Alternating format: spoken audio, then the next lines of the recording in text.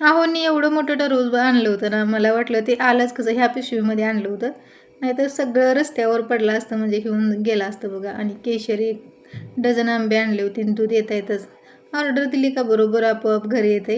आता कारण शाळेला पण सुट्टेत. ह्या अशा गोष्टी काही मी जास्त आणत नाही. दुसरे काही कामं पण मी अहोंना करायला सांगत नाही.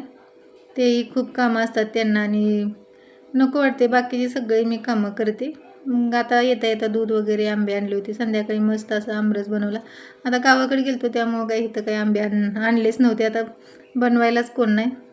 तर मस्त असं बघा आमरस बनवला होता आणि भाजी चपाती.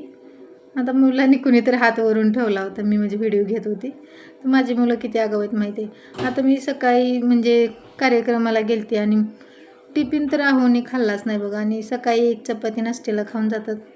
पूर्ण रिकामे घेऊन आलेत, म्हणजे भरलेला आहे असाच ओपनसुद्धा केला नाही. तुम्हाला दाखवते. आणि लोकांना दिसतो पैसा, पण इथं मेहनत किती करावी लागते. ते दिवस दिवस उपाशी काढतात. म्हणजे बऱ्याच वेळेला झालेलं आहे बरं का, आत्ताच नाही.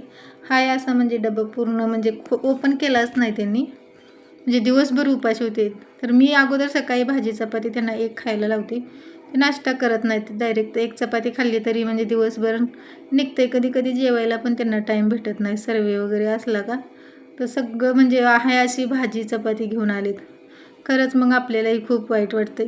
मी कार्यक्रमाला जाताना एवढ्या घाईत स्वयंपाक करून गेलते की ते उपाशी राहतील म्हणून, आणि ते तर सगळ्या डबा रिकामे घेऊन आलेत. मग बटाट्याची भाजी आणि मी आमरस बनवला होता. चपातीने जिरा राईस बनवला होता. आता आजकाल आमच्या बाळाला एवढा जिरा राईस आवडायला लागला ना, रोज म्हटलं तरी तू जिरा राईसच. तर असा होता बघा आजचा दिवस. कसा वाटला कमेंटमध्ये सांगत चला.